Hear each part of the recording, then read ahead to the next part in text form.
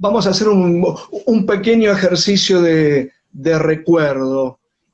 Que hay un pueblito del siglo XVI, de la conquista española. Hay un hermoso espacio geográfico, el Salto Zapucayo o Zapucaí, que le llaman la pileta del kilómetro 10. Está el arroyo Borá, está el río Paraná. ¿Qué tiene que ver con eso, Iván? ¿Qué tiene que ver con vos toda esta descripción? A 10, 15 metros de ese arroyo hacia arriba, porque era un cerro, nací yo. Y de ese salto, digamos, ahí en ese arroyo aprendí a nadar a los 6 años. Y eso tiene que ver conmigo. Eso es en Misiones, en Piraí, kilómetro 10. Y ahí nací, en un pleno monte. Era territorio de Celulosa Argentina. Mi mamá era maestra en una escuela ahí, en una escuela rural ahí, y mi papá camionero ahí. Y todos mis tíos camioneros también ahí. Es un lugar que hoy tiene menos de 7.000 habitantes. En aquel momento, imagino, sería aún más pequeñito. Sí. Y en realidad el lugar es exacto, o sea, Puerto Piraí tiene el puerto, o sea, el pueblo en sí, que está a 10 kilómetros, es el que tiene esa cantidad de habitantes.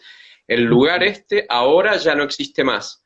La escuela fue desmantelada, está el Salto, lógicamente, pero la escuela fue desmantelada.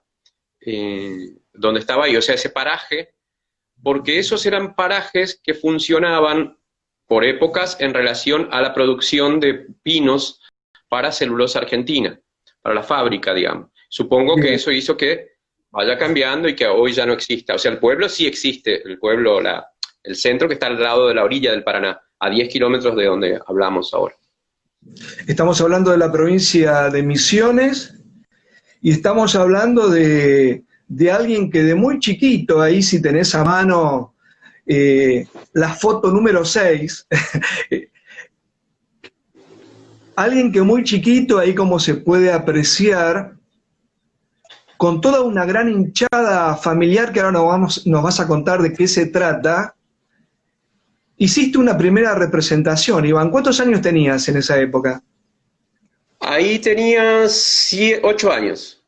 Ahí había cumplido los 8 años, estaba cursando 4º grado de la escuela primaria.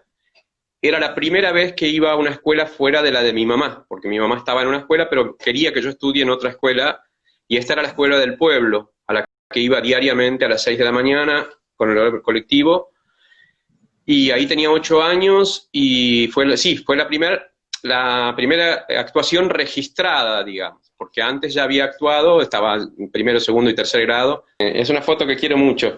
Ahí están mi papá, uno de mis tíos, y todas mis tías, todas las madres de familia, todos los Moschner, los camioneros, esto que te cuento, todos se casaron con maestras que llegaban al lugar. Todos, absolutamente. Y esas son mis tías, las que se casaron con los Moschner. Está mi papá, que ya está fallecido, un tío que ya falleció también, y están las tías que están todas vivas y con los hijos grandes ya, muy grandes ahora, que están repartidos por todo el país, desde Ushuaia a Misiones.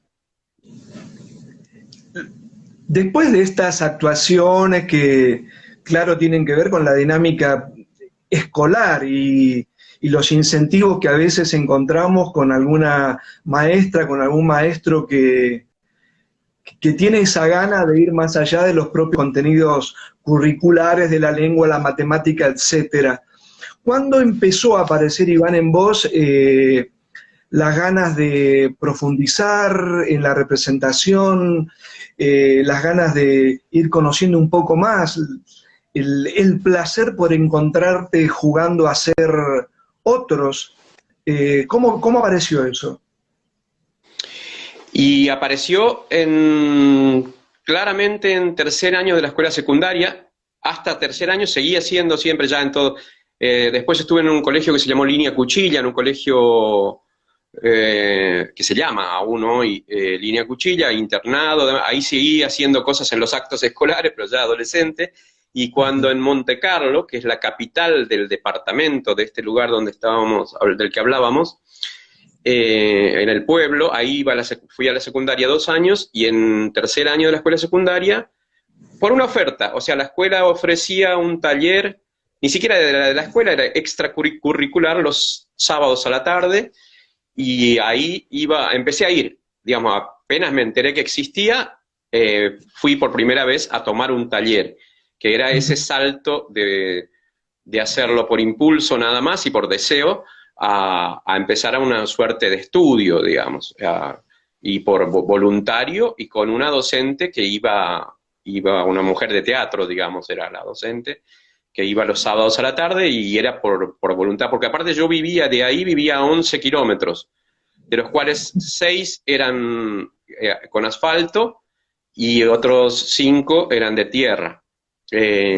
Y porque eso significaba, por ejemplo, allá en esa época y aún hoy cuando en lugares así, que no se puede andar con auto, ni camiones, por el barro, o sea, se para la actividad productiva. Y entonces ir a taller de teatro era muy difícil, y aún así yo no faltaba casi nunca. Y ese fue mi primer contacto, fue con esa profesora. Y en ese taller estuve los 2 años que viví en Monte Carlo, que viví en Caraguatay, digamos que hice el taller, y a ese taller llegaba a veces un tallerista de Posadas, un profesor de Posadas, de la capital de la provincia, que era como la autoridad máxima en términos teatrales. Y digamos que era un nivel superior en cuanto a formación.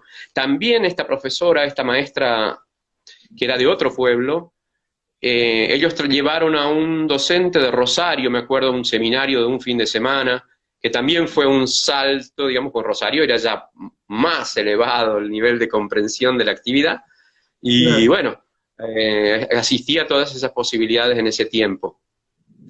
Ahí fue a los 14 años esa primera relación. Y en ese año, cuando tenía esa edad, ese tercer año de la escuela secundaria, también por primera vez en mi vida veo una obra de teatro. Ahí en el centro de magisterio, que tenía un teatro, era de docentes, veo Jettatore, que lo lleva un grupo de teatro de Posadas. Y al ver teatro por primera vez, cambia mi cabeza totalmente respecto a lo que yo estaba persiguiendo, porque de alguna manera lo que yo perseguía era la actuación básicamente en cine y esas cosas, porque yo lo único que veía era cine en cuanto a actuación, y mi actuación misma en los actos escolares, pero no tenía otra referencia. Cuando llega el teatro ahí por primera vez a mi vida, esa noche, me acuerdo perfecto, podría relatarte la noche teatral esa, digo, yo quiero hacer esto. Quiero meterme en eso que no sabía, ya lo estaba practicando, pero no sabía qué era exactamente. Ese grupo, además, lo único que tenía era un telón y la actuación. Perdón, telón, vestuario y actuación. Y es decir, con esos 3 elementos, todo lo que se podía armar era en lo que yo quería participar. Hay unos años después, hay una foto, no sé cómo se verá, probemos la del organito, es de 1980, de Posadas, y también es una de tus primeras actuaciones ya a otro nivel. Bueno, sí, sí. A mi mamá la trasladan, mi mamá docente, asciende en su carrera docente y la trasladan a Posadas, y ahí me incorporo. Este tallerista que iba a Monte Carlo era de la Comedia Misionera. Y el día que llego a Posadas ya voy a la tarde a ver qué era eso, y ahí me incorporo. Le habían hablado al director, le habían hablado de mí, el profesor y, y bueno, ahí empiezo con el organito. Es esa foto ese es un diario, no se ve muy bien porque es un diario muy viejo. Y ese año empiezo teatro en serio totalmente, digamos. Ellos ya eran una, digamos, comedia ahí en Posadas, y esa obra, El organito de Discepolo, va muy bien, digamos, y se nos ve muy bien trabajando, actuando a full, entregados a full a eso que era teatro. Y entonces, en la segunda parte del año vamos a otra obra que es Escorial. Ya los jóvenes estábamos, digamos, ya fuimos protagónicos, digamos, en esa segunda mitad del año. Y al año siguiente, el salto a Buenos Aires. Este era quinto año de la escuela secundaria, y ya a Buenos Aires a estudiar plenamente. Hay por ahí una foto de la libreta del viejo conservatorio con un joven de cabello tupido. ¿La tenés a mano? De 1981. Oh, ni siquiera de cabello tupido, de cabello. ¿Cómo fue, Iván, venirte de tu familia, de un lugar tan particular como lo que describíamos hace un rato, y encontrarte solito acá en Capital?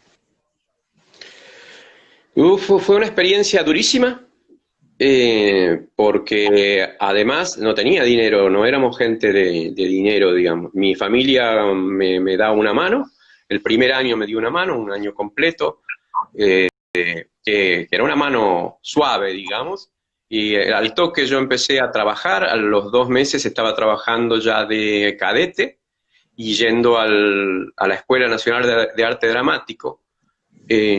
A la mañana, a la tarde hacía de cadete, y ya también en ese mismo año, a la noche empecé a trabajar en una obra de teatro, lo que hoy es el Teatro El Picadero, también se llamaba Picadero en esa época, y en una obra en cooperativa, y bueno, ahí empecé, y era muy difícil, porque también en esa época además los ensayos eran hasta la 1 de la mañana, 2 de la mañana a veces, y a la mañana a las 7 yo tenía que estar arriba otra vez, y con los dineros apenitas.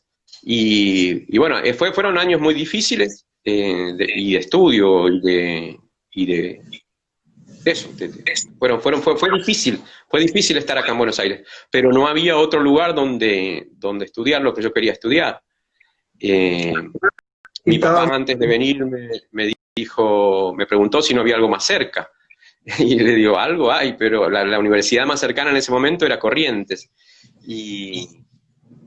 Pero no había teatro, no había ni actuación ni nada, y bueno, había que bancarse.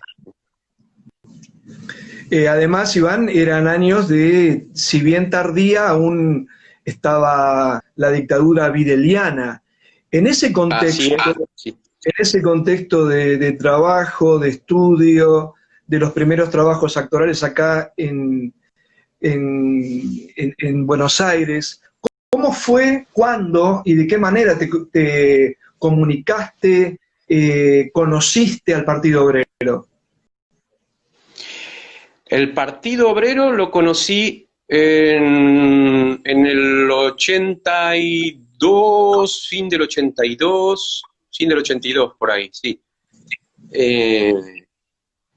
Por un compañero de la escuela. Estábamos en esa época empezaba como a agitarse la cuestión, estaba agitada la cuestión en el país, y en la escuela mismo habían asambleas de los estudiantes, y un compañero, yo participaba de las asambleas, caóticamente, casi como hablo ahora en las asambleas, hablaba ahí, y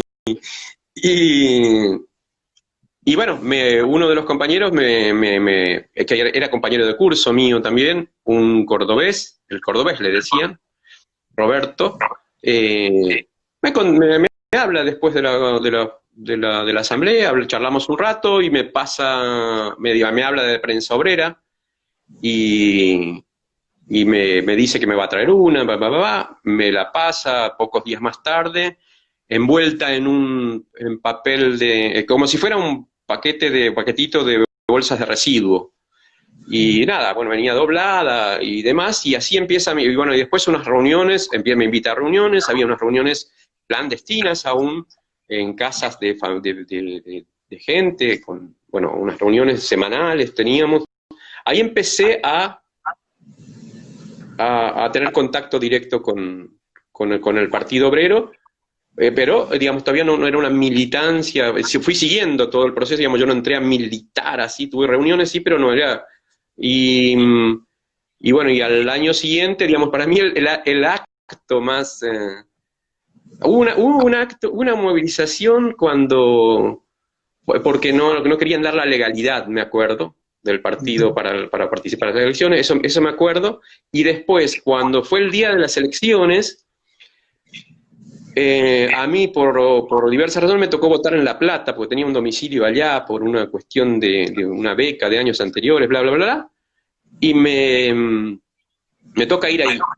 Fue mi primer, fui solito, o sea, en el partido me conversé, tuvimos reunión, creo que Rafa Santos fue con quien charlé, y bueno, bueno, fue toda la tarea de ir a hacer la fiscalización allá, digamos, me acuerdo, donde tuvimos 2 votos en nuestra mesa, y yo estuve todo el día en una mesa en ese momento, bueno, el voto mío y uno más, que yo no sé quién habrá sido de todas las personas del día, digo, pero fue muy bueno. Esa fue mi primera experiencia, y aparte porque fue una tarea, aparte individual, dentro de ese trabajo colectivo, ¿no? Y después llevar la planilla al lunes y todo eso, lunes o martes. Eso fue mi primera experiencia, sí. Mi primer contacto, digamos. Iván, vamos a hacer un salto, incluso por cuestiones de tiempo, por esta demora que tuvimos, nos van a quedar varias cosas fuera. Ese pibe que vino con un montón de ideas desde Misiones, que empezó a laburar, o sea, desde muy jovencito a saber el rigor de la explotación, la explotación capitalista, estudiando y trabajando y ensayando también de noche. De pronto pasaron los años y hoy por hoy, a todos quienes nos están viendo, muchos te conocen y saben que hoy por hoy sos, Iván, uno de los referentes actorales del medio nacional, con una experiencia muy vasta en teatro, en televisión también y en cine, y que dentro de los laudos que has cosechado en tu profesión, el año pasado hubo uno que merece un especial destaque. ¿Te acordás cuando recibiste la noticia de que fuiste merecedor del Trinidad Guevara? Bueno, concretamente, bueno, me llamaron para decirme desde la dirección de premios que estaba nominado. Después, del mismo día, fue cuando me enteré concretamente pues ya había sido nominado 3 veces para ese premio. 4 veces en realidad. 3 veces para el específico y una para reparto. Y entonces, al haber estado nominado 3 veces, yo ya decía, bueno, no lo voy a ganar. Y cuando fue esta vez, digo, bueno, la tercera la vencida, si no lo gano ahora, no lo gano. Y bueno, y esa noche esperando ahí, y estábamos con los compañeros del grupo, había compañeros míos de Actuemos, y compañeros del grupo, del elenco completo del grupo, porque también estaba nominada la actriz que trabajaba en la obra. Y bueno, y ahí en un instante me enteré de que lo había ganado. Ahí atrás está, ese que está acá atrás, por acá atrás. Por ahí, ese es. Les contamos que generalmente no lo tengo tan... Es un galardón, digamos, muy codiciado por todos los colegas de la profesión, que además otorga de por vida una suerte de beca económica que también, bueno, una cosa que muchas veces ha llamado la atención, me han comentado algunos compañeros en común del ámbito teatral, es que vos en tu currículum vitae, donde colocás toda la experiencia profesional y demás, en la formación entre los maestros, digamos, propios del ámbito de lo teatral, aparece Pablo Riesnik. Claro, sí. Tiene que ver con esto. Ahí figuran las formaciones artísticas de todo, y también toda la formación de uno, digamos, ¿no? Y las escuelas. Y yo no podría pensar como pienso si no hubiese tomado el curso del Estado, por ejemplo, que con quien yo lo tomé fue Pablo Riesnik. Digamos, y además de que lo escuché a Pablo, digamos, estuve en muchas conferencias, caminé detrás suyo, marché detrás suyo, etcétera, mucho, digamos, muchos actos, todo lo demás, toda la vida partidaria, digamos, de toda esa época. Entonces, en ese sentido, porque fue el maestro en ese campo, ¿se entiende? Fue el maestro concreto, digo, el que figura, aparte que el que en algún lado, digamos, yo hice ese curso, ¿se entiende? Digo, por eso está con ese nombre, pero podría nombrar a muchísimos otros dirigentes del partido, con quienes, pero él específicamente, porque ese curso, que es el que la comprensión de determinadas cosas que me dio, fue lo que me cambió la cabeza, en definitiva, porque incluso hasta ahí, hasta ese curso, que yo ya había militado varios años, pero hasta el curso, es como que tenía las ideas, así como las ideas teatrales, por ejemplo, también ahí figura Luciano Suardi, por ejemplo, que con Luciano yo tomé un curso hace 15 años atrás, pero yo trabajo un método que hice con él desde 35 años atrás. ¿Se entiende? Recién entra por eso, pero lo voy poniendo en el... Entonces Pablo también me abrió la cabeza, o me ayudó a que mi cabeza focalizara en términos políticos la lucha de clases, claramente, la definición del Estado como una herramienta de coerción de una clase sobre otra, que me parece un concepto muy simple de entender cuando uno lo entiende, muy simple de entender, y a partir de ahí ordenador del trabajo de uno. Para leer un guión, uno lee un guión y uno tiene que ubicarse de alguna manera. O sea, yo no leo otra, digamos, al leer todo, hasta ver una película, uno termina, no termina, en el transcurso, lo que sea, va filtrando, digamos, ya lee de otra manera, ¿se entiende? Lee la vida de otra manera. Y la vida incluso, si bien es mucho más difícil, porque uno tiene que asumir ante esa conciencia la tarea que puede hacer o no, pero se hace más simple por una comprensión, se entiende más, porque uno comprende algo más. Por eso está Pablo ahí. Específicamente en el mismo curso, él trabajaba en dupla ahí con María, quien fue su mujer, y que tuvieron hijos y demás, todo eso lo venía, pero bueno, ella, el que llevaba el curso adelante, digamos, y el titular del curso era él. Y bueno, es Pablo, y lo recuerdo además como espectador a Pablo, porque él siempre asistió, por ejemplo, a unos espectáculos de clowns que tenemos, asistió a casi todos, o a todos, creo que a todos, y entonces, digamos, además de que esté ahí, digamos, no es que está ahí, pero no está ahí afectivamente, no está por afecto, sino está por convicción. Vamos a la última foto, Iván, a la foto 25 de las que habíamos visto. Ahí voy.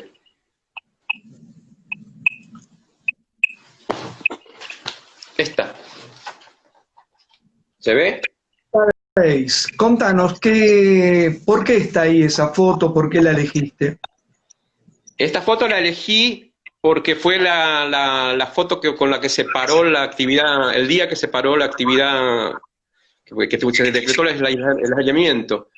El día en realidad previo, la noche anterior, a la mañana siguiente, el presidente a los mediodía decretó el aislamiento social obligatorio. Es una obra que quiero mucho, además Taddei estaba ahí, protagoniza por Capusotto, Diego Capusotto, a quien quiero mucho y que es, bueno, pero además ese trabajo a mí me gustó muchísimo, me gusta muchísimo. Me gustan muchísimo todos los trabajos que hago, pero digamos, ¿por qué exacto? Es porque fue la última. Después de eso yo no volví a actuar en teatro. Y espero volver a hacerlo. Espero que volvamos a salir a la vida. Hace 5 meses que nuestra actividad está parada por el aislamiento y hay algo que no quiero evitar preguntarte, y es en virtud de la situación en la que el conjunto de los artistas y trabajadores de la cultura nos encontramos, en particular los artistas escénicos, están atravesando una situación de gran complejidad. Vos fuiste candidato a secretario general de la lista naranja, integrante de la Multicolor en el sindicato de actores, que en 2017 hicimos nuestra presentación y con una excelente elección. ¿Cómo ves en este contexto? ¿Qué opinión te merece el rol que está jugando la dirección sindical en medio de este parate, por muchos ubicado en el 90%, que afecta al 90% de los compañeros y compañeras?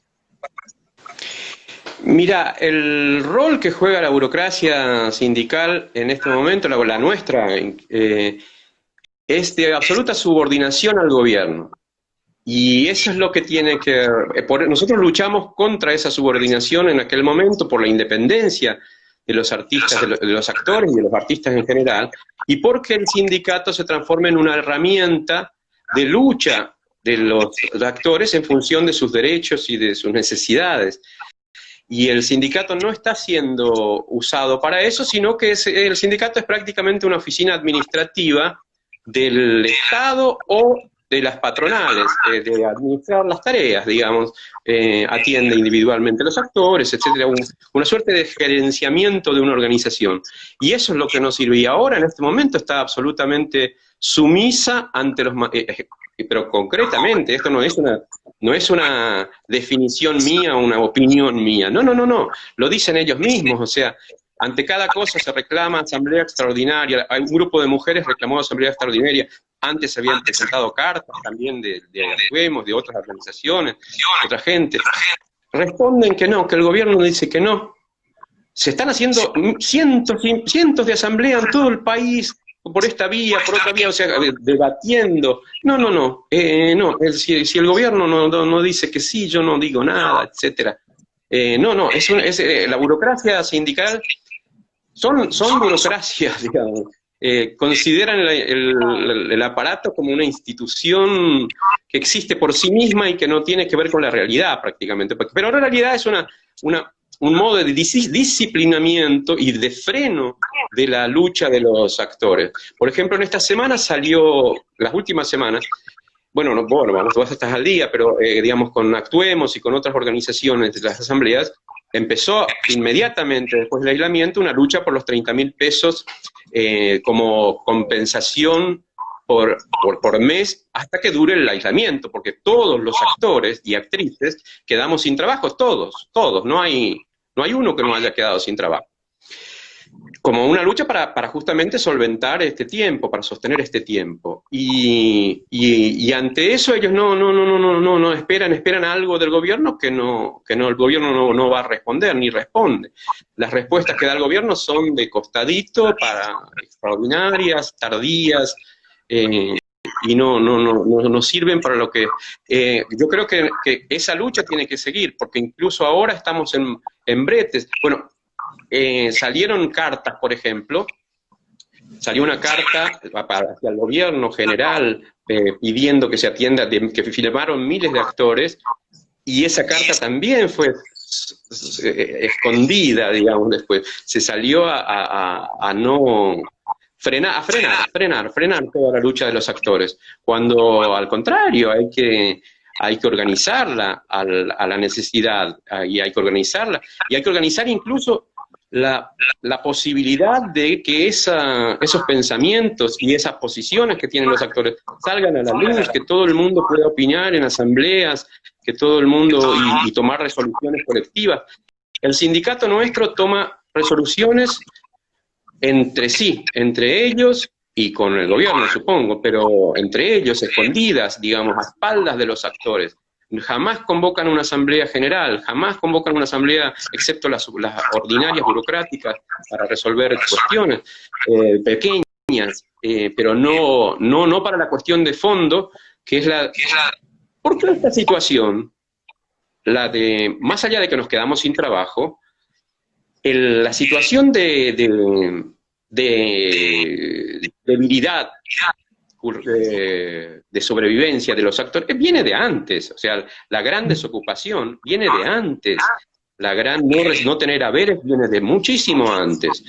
Ahora se ve con más claridad el lugar de freno que tiene la dirección burocrática de nuestro sindicato. Eso hay que revertirlo, con paciencia, con trabajo, hay que trabajar mucho, hay que conectarse con la juventud, que está bastante confundida, por tarea justamente de los mayores que pretendieron que hicieron que eso suceda. Hay que conectarse con la juventud, hay que conectarse con los grandes, con los viejos, con los jóvenes, con los de mediana edad, los más de 40, los sub 40, y organizar asambleas y debatir francamente entre todos. Se ocupó de, por lo menos, que se debata y digamos, después, bueno, hay que ver para dónde va y cómo avanzan las reivindicaciones, pero eso es. No sé si satisface la respuesta. Iván, estamos cerrando ya, así que quedaron gran cantidad de aspectos de la multiplicidad que has abordado en tu tarea. Estoy pensando en los 25 años de Morena Cantero Juniors, un grupo que has sabido sostener y en donde has desenvuelto tu rol de dirección de modo sistemático y con una gran cantidad de trabajos en estos 25 años. Pero bueno, vamos a ir a dos cuestiones que me interesaría que puedas referir en un mismo y breve respuesta, para que la mecánica del IG no nos deje afuera. Por un lado, ¿hubo algún momento en donde dijiste se va todo al diablo, yo planto bandera acá, voy para otro lado, digamos, algún momento en el cual pensaste en no continuar con nuestra actividad, y vinculándolo con el pasaje en el medio de qué ha sido lo que te ha sostenido en esta continuidad, ya como para terminar entonces, ¿qué esperás? No solo profesionalmente, sino como ser humano, ¿qué esperás de un futuro inmediato que, bueno, se va presentando cotidianamente delante de nosotros, a veces con una cara muy terrible como la que estamos viviendo en este momento, otras con alguna sonrisa, con algo más saludable, y siempre una perspectiva de mucha angustia por el modo de producción dominante, por el modo capitalista que nos embroma la vida y nos chupa la sangre. En este contexto, ¿qué es lo que pensás? ¿Cómo querés que fuera todo mañana, después de haber sostenido algunos momentos en donde decís, bueno, mira, no quiero saber nada más? Mira, en términos políticos, yo quiero que el Partido Obrero se plante. el Partido Obrero lo sigo viendo como la alternativa política para la clase obrera, para ser dirección de la clase obrera, y para mí el Partido Obrero tiene que asumir su rol de dirección total, digamos, o sea, pelear por eso y ir hacia adelante con eso. Perdón, una pequeña cosita, este jueves hay una actividad en relación a la conmemoración de los 80 años del asesinato de Trotsky, que va por este mismo canal, creo. Por ejemplo, ¿no? Ir a las actividades, o sea, en todos lados, o sea, decididamente vamos al frente, ir al frente con nuestras tareas, digamos. No es politiquería ni nada por el estilo, nosotros no participamos de eso. Vamos, ir con la decisión de la convicción de las ideas claras, digamos. Somos clase obrera, que tenemos una perspectiva clara, poner la producción al servicio de las necesidades de la población, y estoy hablando en nuestro campo también, cuando todo está al servicio de las ganancias de los grandes capitalistas, poner al servicio de las necesidades de la población, que la población tenga la cultura, acceso pleno a la cultura, y nosotros tengamos acceso pleno a los materiales para producir ese arte y demás. Eso quiero. Y eso haremos, digamos, y hablando de Morena, digamos, eso hicimos y vamos a hacer también eso, digamos. Y yo mismo, digamos, espero volver a la actividad, me estoy preparando, nos estamos preparando en las casas y en el aislamiento, estudiando, volviendo a estudiar de cero, aprovechando cada momento de libre que hay en la casa, en las casas, digamos, para estudiar otra vez de cero, estudiar y de cero volver a cero, a estudiar lo que uno no terminó de entender o lo que me parece turbio, estudiarlo, debatirlo, con libro, sin libro, lo que sea, y no solos además, con otra gente, y con los compañeros, y eso.